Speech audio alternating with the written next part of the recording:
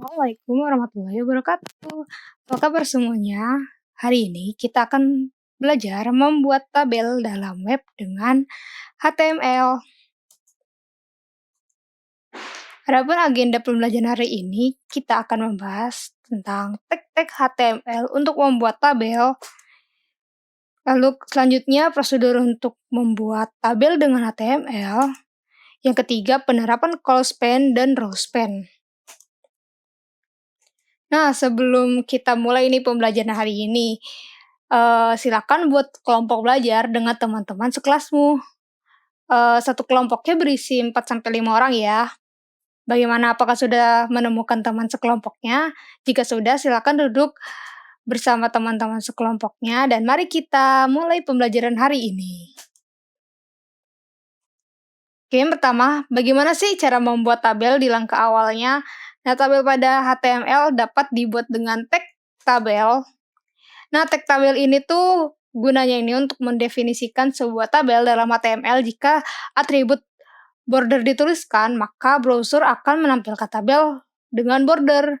Jadi kalau misalkan tag tabelnya tidak dicantumkan atribut border di dalam tagnya, maka tidak akan muncul garisnya atau border dari tabelnya.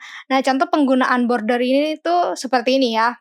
Jadi dalam tag tabelnya itu ada border sama dengan 1. Maksudnya 1 ini itu adalah jenis bordernya. Nah, untuk bordernya sendiri ini tuh bisa diisi sama dengan 1 sampai dengan 6. Selanjutnya ada bagian tabel. Yang pertama ini yang tabel paling atas ini adalah kepala tabelnya atau biasa disebut dengan header tabel. Nah, header tabel ini tuh bisa dibuat dengan tag thead. Nah, untuk badan tabelnya atau disebut body tabel itu bisa dibuat dengan tag tbody. Jadi perbedaannya thead sama tbody itu apa sih? Nah, thead ini tuh biasanya tuh isinya tuh judul-judulnya, misalkan nomor, nama, alamat, dan sebagainya, judul datanya, jenis datanya. Nah, kalau tbody ini tuh biasanya tuh isinya tuh isi dari datanya gitu, dari sesuai jenisnya, misalkan thead-nya nomor, berarti bawahnya 1, 2, 3, dan seterusnya. Jadi seperti itu. Nah, kalau tfoot ini tuh adalah kaki dari tabelnya atau footer tabel. Untuk kalau peletakan kodenya itu nggak masalah ya, misalkan tag tfoot-nya itu di atas tbody.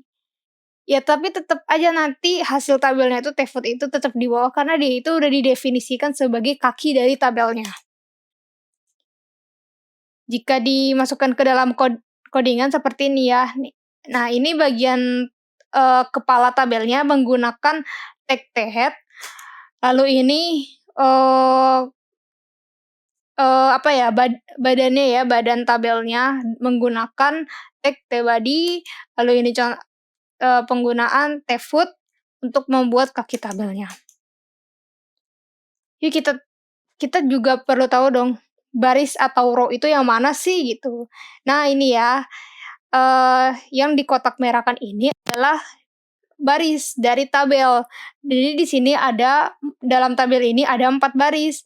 Untuk membuat baris pada tabel ini kita bisa menggunakan tag tr atau kepanjangannya tabel row. Nah, tag tr ini apa sih? Tag tr ini adalah sebuah tag yang berguna untuk menspesifikasikan sebuah baris tabel dalam tabel. Selanjutnya ada sel tabel. Jadi, di satu baris itu ada beberapa sel tabel. Nah, untuk membuat sel tabel itu kita bisa menggunakan tag td. Misalkan di sini, jika dilihat dari tabel ini, satu selnya itu berisi 4 kolom ya. Ada 4 kolom, berarti nanti di codingannya di dalam tag tr-nya itu diisi 4 tag td. Nah, tag td ini untuk mendefinisikan sebuah sel data pada tabel. Selain tag td, kita bisa juga menggunakan tag th. Tapi bedanya apa sih tag th sama tag td? Tag th ini untuk mendefinisikan sel header tabel. Nanti perbedaannya itu tag th ini tulisannya akan lebih tebal dari tag td karena tag th ini didefinisikan sebagai header-nya, sebagai judul bukan judul ya, apa ya, sebagai, intinya, sebagai header dari si tabelnya, yang tadi sudah kita jelaskan, yang T-head itu sebagai kepala tabelnya, TH ini juga ya sebagai sel dari si T-head tersebut. Nah, mari kita lihat ya contoh membuat satu baris tabel tuh gimana ya, gitu. Nah, gimana nih caranya ya? Nah, di sini contohnya itu satu barisnya itu terdiri dari 3 sel. Untuk menambahkan satu tabel baru, kita dapat mengetikkan tag tabel di dalam tag body HTML. Lalu kita dapat menambahkan satu baris dengan menggunakan tag tr. Di dalam tag tr ini kita bisa menambahkan tag td sesuai kita mau satu barisnya itu ada berapa sel data. Misalkan di sini kita mau ada 3, kita buat 3 kali tag td-nya. Nah, di dalam tag td-nya ini kita bisa menambahkan data yang ingin kita masukkan ke dalam tabel. Untuk menampilkan tabel dengan border, kita dapat menuliskan atribut border di dalam tag tabelnya. Nah, nanti hasilnya itu akan seperti ini. Jadi begini ya, apa namanya, hasilnya. Kan tadi kan, di dalam tr-nya itu ada 3 td. Jadinya ada satu baris, di dalam satu barisnya itu ada 3 sel atau 3 kolom. Nah, nanti jadinya seperti ini, jadi 1 kali 3 jadi tabel 1 kali 3. Nah, kalau misalkan kita pakainya tag th gimana tuh jadinya? Nah, misalkan kita tadi pakai tabel yang tadi ya. Untuk membuat, baris baru dalam tabel, kita bisa mengetikkan tag tr baru di bawah tag tr yang sudah kita buat tadi. Di sini kita juga bisa menambahkan, sel data dengan jumlah yang sama dengan baris sebelumnya. Kan data 4, kita bisa isi juga datanya.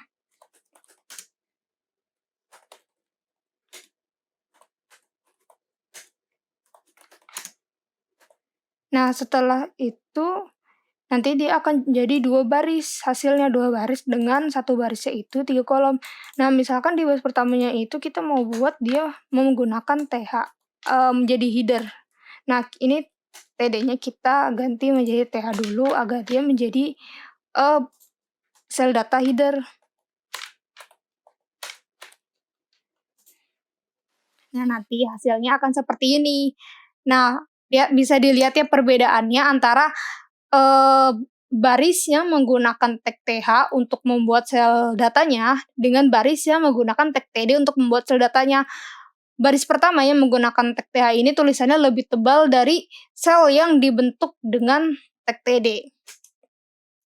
Oke, selanjutnya ada caption tabel. Ini buat apa ya caption tabel? Nah, ini dia nih yang ditandai kotak merah, tandai kotak merah ini adalah yang disebut dengan caption. Caption itu berguna untuk, memberi judul untuk tabelnya. Nah, ini misalkan judulnya data tabel 1. Nah, untuk membuat judul tabel seperti ini, kita dapat menggunakan tag caption. Adapun, contoh penggunaannya itu seperti ini ya.